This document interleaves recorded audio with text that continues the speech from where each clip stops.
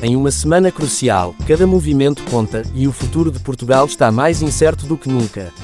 Fica atento a estas notícias. Tensão é palpável, Marcelo Rebelo de Sousa e André Ventura preparam-se para um confronto de ideias e vontades. Enquanto Paulo Baldaia lança suas previsões, é inevitável questionar: estará o Presidente da República pronto para enfrentar a ascensão do Chega ou sucumbirá à pressão dos partidos tradicionais? Hoje e quarta-feira no Palácio de Belém. Bom, é preciso recordar que estes são os três partidos, forças partidárias, olhando para a AD, é uma aliança de três partidos, embora só dois com assento parlamentar, PSD e CDS. É aqui que se jogam, são os únicos partidos que concorrem para uma maioria.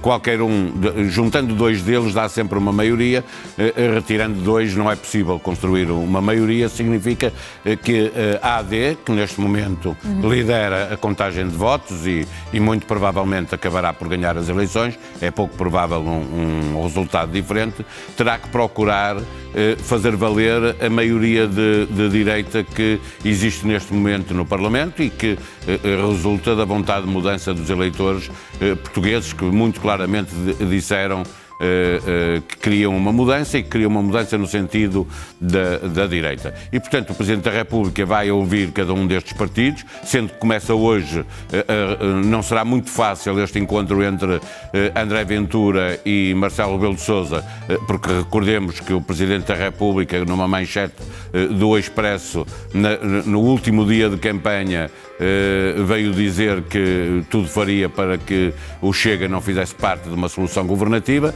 Acontece que o resultado do Chega foi muito superior à expectativa que estava criada, embora havia a expectativa de que o Chega subiria muito, mas foi claramente o grande vencedor da noite eleitoral. Isso significa que hoje é muito difícil imaginar a política daqui para a frente, em que é preciso encontrar uma maioria no Parlamento, sem ter em conta os 48 deputados do Chega. Para já 48, veremos se na quarta-feira o número não é superior. Quando estiverem contados os votos também é da imigração. Estamos ainda perante uma grande instabilidade política, como definias. Luís Montenegro já sabe que tipo de governo vai criar e já vai levar essas expectativas ao Presidente da República? Sim, o Presidente da República, eu julgo que há conversas já entre o Palácio de Belém e o PSD sobre o que está a ser preparado. Obviamente que na próxima semana já se prevê que haja um governo empossado. O líder do PSD ainda não foi indigitado primeiro-ministro, mas com certeza já está a desenhar o seu governo, que não pode ser, sendo um governo de combate político, não significa que tenha que ser um governo constituído exclusivamente por políticos, por pessoas com capacidade de ir ao embate. Obviamente... Aliás, encontrar pessoas assim com provas dadas na sociedade civil até é capaz de ser bem mais consensual. Mas é muito mais difícil nestas circunstâncias, no sentido em que ninguém consegue perceber que tempo vai durar este governo, não é? Pode durar até o final do ano, como pode durar 2 anos e meio, como pode durar a legislatura inteira. E, portanto, isso dificulta o recrutamento. Mas é preciso ter essa capacidade, porque, por um lado, por exemplo, há um ministro que será essencial e que tem que ser político e que tem que ser, ao mesmo tempo, tem que ter grande capacidade diplomática e de diálogo, que é o Ministro dos Assuntos Parlamentares, que eu julgo que pode, aliás, acabar por ser mais importante que o Ministro das Finanças, que tem sido o ministro mais em maior destaque nos últimos governos. Desta vez, o Ministro dos Assuntos Parlamentares será muito, muito importante, porque é preciso estar permanentemente a procurar maiorias dentro do Parlamento. Mas isso não significa que o Governo não tenha, ao mesmo tempo, que se preparar para mostrar que é um Governo reformista e, portanto, precisa de pessoas com provas dadas nas empresas, na academia,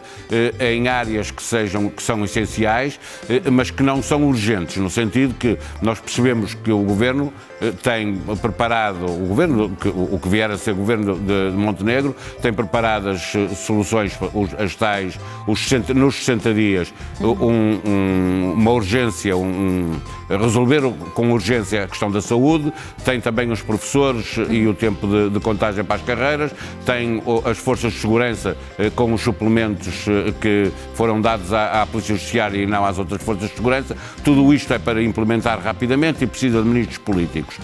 Pelo contrário, há outras áreas áreas em são precisas reformas e em que é preciso gente com capacidade de fazer essas reformas. A possibilidade ontem avançada por Luís Marques Mendes, duas pastas para a IEL?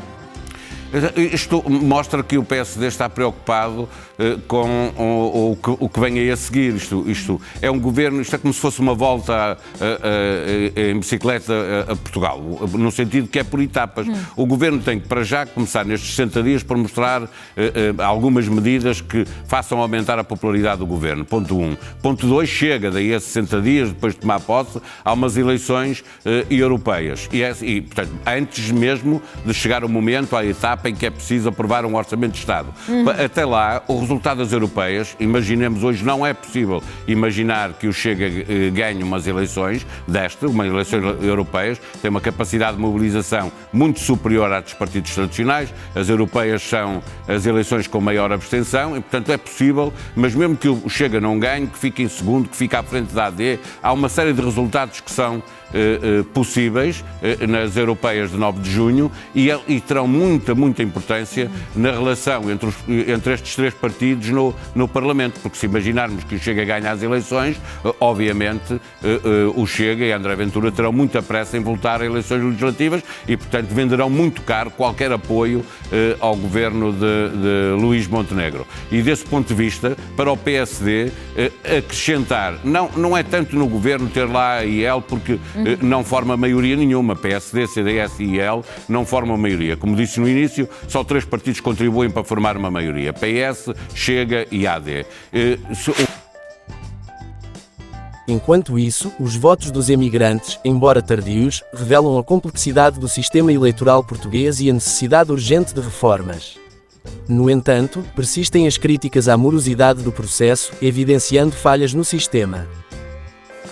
Esta sexta-feira, excepcionalmente, Marcelo recebeu 2 partidos, Bloco de Esquerda e Iniciativa Liberal. O país virou Com o Chega emergindo como uma força disruptiva, o estabelecimento político enfrenta um desafio sem precedentes, obrigado a repensar suas estratégias.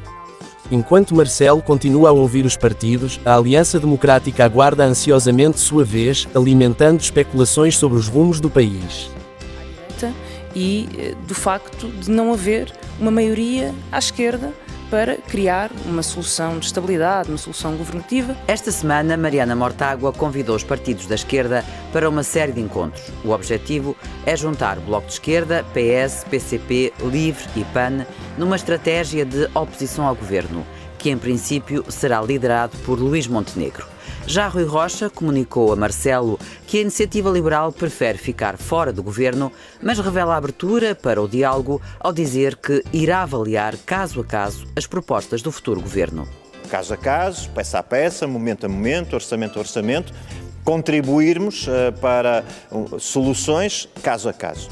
Se, em virtude dos resultados que vierem a ser apurados, ou um cidadão de coisa que tentei ajudar os bancos numa altura. É por isso que, como eles dizem, que eu só tenho a garagem, então eles devolvam as coisas que têm comigo. Quer dizer, não faz senso essa situação. Se quiserem um dia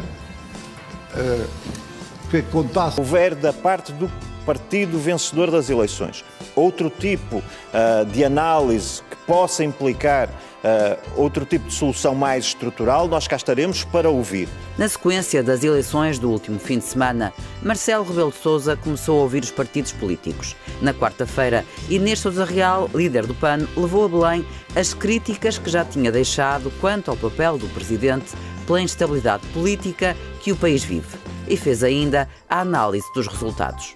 Este voto de protesto que as pessoas deram ao Chega, à Aliança Democrática, foi um voto que não se traduziu apenas em tentar, de alguma forma, mostrar insatisfação. É um voto que deu mais dinheiro a estas forças políticas, é um voto contra os direitos das mulheres, um voto contra a proteção animal e ambiental. Na quarta-feira, foi a vez de Rui Tavares, do LIVRE, dizer o que pensa das eleições. Lamentou estar a ser recebido antes da contagem dos votos da imigração, que acredita poder mexer no resultado. Levou ao Presidente da República uma solução de esquerdas. Podemos ter governos minoritários e esses governos minoritários não há nada que impeça que sejam de vários partidos. A questão não deve tanto ser colocada ao livro, mas deve ser colocada, mas é legítimo, apoiarão, viabilizarão ou vão se juntar à extrema-direita para derrubar um governo das esquerdas? A coligação PCP-Verdes foi a terceira força política a transmitir a Marcelo a sua análise dos jornalistas. Paulo Raimundo optou por não prestar declarações por respeito à greve. Na próxima semana fica concluída a ronda de audiências. Segunda-feira será a vez do Chega. Na terça vai ser recebido o PS e na quarta a AD.